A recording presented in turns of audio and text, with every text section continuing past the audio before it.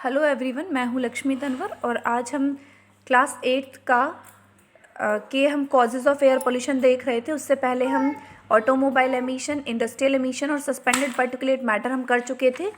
अब देखेंगे कि कार्बन मोनोऑक्साइड का प्रोडक्शन कैसे होता है। बेटा यहाँ पे दिखा रखा है आपको कि जो कार्बन मोनोऑक्साइड गैस है वो हमारे लिए हाईली पॉइजनस होती है और वो कब रिलीज होती है, वो एयर में कैसे आती है।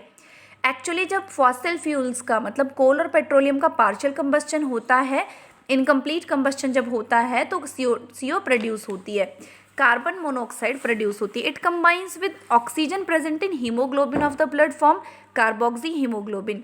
मतलब जब जब आपको पता है हमारी हीमोग्लोबिन की एफिशिएंसी होती है वो ऑक्सीजन और CO2 और CO तीनों के साथ कंबाइन कर सकता है, लेकिन वो सबसे ज़्यादा कंबाइन करता है, सबसे हाईली रेडिली उसकी एफिशिएंसी ज़्यादा है कार्बन मोनोऑक्साइड के साथ कंबाइन करने की, CO2 के साथ कंबाइन करने की और लास्ट में सबसे O2 के साथ। मतलब अगर CO2, O2 और CO तीनों प्रेजेंट होंगे तो सबसे जल्दी वो CO के साथ कंबाइन करेगा, तो CO का अमाउंट बढ़ेगा तो वो हमारे हीमोग्लोबिन के साथ कंबाइन करेगा। Carboxy haemoglobin can not transport oxygen, और इस तरह का हीमोग्लोबिन ऑक्सीजन को ट्रांसपोर्ट नहीं करता और जिसकी वजह से सफोकेशन की प्रॉब्लम हो जाती है और कई बार दम घुटने की वजह से डेथ हो जाती है। जैसे कि आपने सुना है कि बंद कमरे में आपको अंगीठी जलाकर नहीं सोना चाहिए, जिससे कि आपकी साइलेंट डेथ हो सकती है। आपकी नहीं, मतलब किसी की भी साइलेंट डेथ हो सकती है।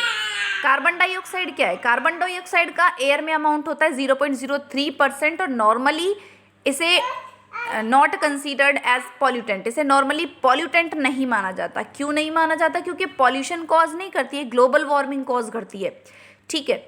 लेकिन फिर भी हमने इसमें कॉज ऑफ एयर पोल्यूशन क्यों डाला है इसको? क्योंकि carbon dioxide treated as a pollutant, however excess of carbon dioxide मतलब CO2 प्रेजेंट होती है एयर में तो वो वहाँ पर एयर पोल्यूशन का कारण नहीं बन रही है, लेकिन जब इसका अमाउंट 0.03 से बढ़ जाता है तो इसको एयर पोल्यूटेंट माना जाता है, क्योंकि because it lead to adverse effect on the environment. जब इन्वायरमेंट पर इसका एडवर्स इफेक्ट मतलब जब इसका अमाउंट एयर में बढ़ जाता है तो इसका एडवर्स इफेक्ट पड़ता है इन्वायरमेंट पर, इसका एडवर्स इफेक्ट पड़ता है इन्वायरमेंट